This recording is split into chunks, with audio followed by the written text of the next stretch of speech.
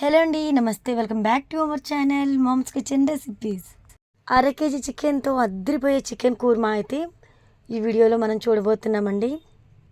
ఇంట్లో ఏదైనా చిన్న ఫంక్షన్ ఉన్నప్పుడు ఇలా చేయండి, అందరూ కూడా చాలా ఇష్టంగా తినేస్తారు.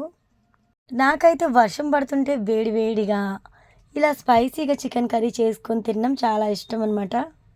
వర్షంలో చికెన్ కర్రీ వేడి వేడి అన్నంలో తింటుంటే సూపర్ ఉంటుందండి. ఈ అద్భుతమైన కర్రీని ప్రిపేర్ చేయడం కోసం మిక్సీ జార్ తీసుకొని అందులో 7-8 వెల్లుల్లి రెబ్బలు, అలానే చిన్న అల్లం ముక్క, అలానే 2 ఉల్లిపాయలు తీసుకొని వేసుకోవాలండి. చిన్న సైజులో ఉన్న ఒక టమాటో తీసుకొని ఇక్కడ మనం వీడియోలో చూస్తున్నాం కదా, ఈ విధంగా మెత్తగా అయితే ప్రిపేర్ చేసుకోవాలన్నమాట. ఇలా మెత్తని పేస్ట్ లాగా గ్రైండ్ చేసుకున్న తర్వాత పక్కన పెట్టేసేయండి. ఇప్పుడు మనము స్పైసీగా చికెన్ కర్రీ ప్రిపేర్ చేయడం కోసం స్టవ్ ఆన్ చేసుకొని కడాయి అయితే పెట్టాలండి. కడాయి పెట్టిన తర్వాత ఆయిల్ పోసుకోవాలి.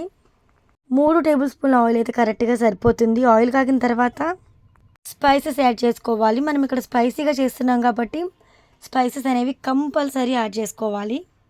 4 లవంగాయలు, అలానే దాల్చిన చెక్క ముక్క, 3-4 బిర్యానీ ఆకులు, అలానే 5-6 జీడిపప్పులు కూడా వేసుకొని ఆయిల్లో చక్కగా వేపుకోవాలండి. ఆ తర్వాత మనము ముందుగానే గ్రైండ్ చేసి పెట్టుకున్న ఉల్లిపాయ పేస్ట్ని అయితే వేసుకోవాలి.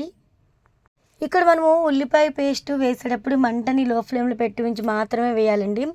ఎందుకంటే ఆయిల్లో పేస్ట్ వేసేసరికి చిల్లి పడే అవకాశం ఉంది కాబట్టి లో ఫ్లేమ్లో పెట్టి మాత్రమే ఉల్లిపాయ పేస్ట్ వేసుకొని, ఇక్కడ మనము ఉల్లిపాయలతో పాటు అల్లం వెల్లుల్లి కూడా యాడ్ చేసాం కాబట్టి మనకి కొంచెం పచ్చివాసన వస్తుంది. పచ్చివాసన అంతా పోయేంత వరకు లో ఫ్లేమ్లోనే పెట్టి ఉంచి ఫ్రై చేసుకొని, ఆ తర్వాత మనం ఒకసారి గమనించినట్లయితే ఇక్కడ కలర్ చేంజ్ అయ్యిద్ది అనమాట పేస్ట్ అనేది. ఆ టైంలో కర్రీకి సరిపడే ఉప్పు అయితే వేసుకొని 1/2 టేబుల్ స్పూన్ పసుపు అయితే వేసుకోవాలి. కారం అయితే 3 టేబుల్ స్పూన్ల కారం అయితే కరెక్ట్గా సరిపోతుందండి. లేదు మాకు ఇంకొంచెం తక్కువ కావాలి అంటే 2.5 టేబుల్ స్పూన్లు వేసుకోండి. ఇక్కడ మనము స్పైసీగా చికెన్ కర్రీ చేస్తున్నాం కాబట్టి కారం అనేది కొంచెం ఎక్కువ వేసాను నేనైతే. అలానే 1/2 టేబుల్ స్పూన్ మసాలా పొడి కూడా వేసుకొని మసాలాలన్నీ మిక్స్ అయిన తర్వాత ఇక్కడ గ్రేవీ నుంచి మనకి ఆయిల్ అనేది కొంచెం కొంచెంగా సపరేట్ అవుతూ ఉంటుంది. అలాంటి టైంలో శుభ్రంగా కడిగి తీసుకున్న అర కేజీ చికెన్ అయితే వేసుకోవాలి. నేను ఇక్కడ ఇంకో విషయం చెప్పాలనుకుంటున్నాను. కొంతమంది చికెన్ కడిగితే టేస్ట్ ఉండదని చెప్పేసి కడగరనమాట. అలా కడగకుండా ఉండడం వల్ల చాలా ప్రాబ్లమ్స్ ఫేస్ చేయాల్సి ఉంటుంది. సో నేను చెప్పేది ఏంటంటే శుభ్రంగా కడిగి తీసుకోండి చికెన్ని. చికెన్ మనం కడిగి తీసుకున్న టేస్ట్ అనేది అలానే ఉంటుందండి. చికెన్ వేసుకున్న తర్వాత ఒక 2 నిమిషాల వరకు మూత పెట్టి ఉడికించేయండి. చికెన్ త్వరగా ఉడికిపోతుంది. ఇప్పుడు మనం యాడ్ చేసుకున్న మసాలా అంతా కూడా చికెన్కి చక్కగా పట్టేలాగా ఉడికించుకోవాలి. చికెన్ ఉడికిన తర్వాత కర్రీ నుంచి ఆయిల్ అనేది లైట్గా సపరేట్ అవుతూ ఉంటుంది మీరు గమనించినట్లయితే.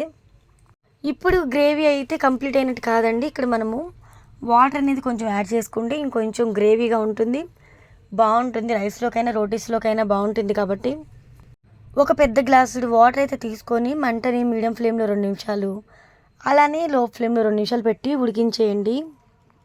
ఫైనల్గా కొత్తిమీర వేసుకోండి. ఆ తర్వాత కర్రీ నుంచి ఈ విధంగా ఆయిల్ అనేది సపరేట్ అవుతూ ఉంటుంది. ఇలా ఆయిల్ అనేది సపరేట్ అయిపోయి గ్రేవీ అనేది చిక్కబడుతుంది. గ్రేవీ ఒకసారి మనం గమనిద్దాం. ఇక్కడ చాలా చిక్కటి గ్రేవీ అనేది ప్రిపేర్ అయిందండి. బిర్యానీలోకి కర్రీలకు కూడా చాలా బాగుంటుందన్నమాట. స్పైసీగా యమ్మీగా సింపుల్గా చికెన్ కర్రీ ఎలా ప్రిపేర్ చేసుకోవాలో తెలుసుకున్నాం కదా. నేను చేసిన రెసిపీ వీడియో మీకు నచ్చినట్లయితే వీడియోకి లైక్ ఇవ్వండి. మీరు ఇచ్చే లైక్ వల్ల మన వీడియోస్ ఇంకొంతమందికి రీచ్ అవుతాయి. కొత్త వాళ్ళు కూడా ఈ కొత్త వంటను నేర్చుకునే అవకాశం ఉంటుంది. ఇంకా మంచి తెలుగు వంటల కోసం మన ఛానల్ని సబ్స్క్రైబ్ చేసుకోండి.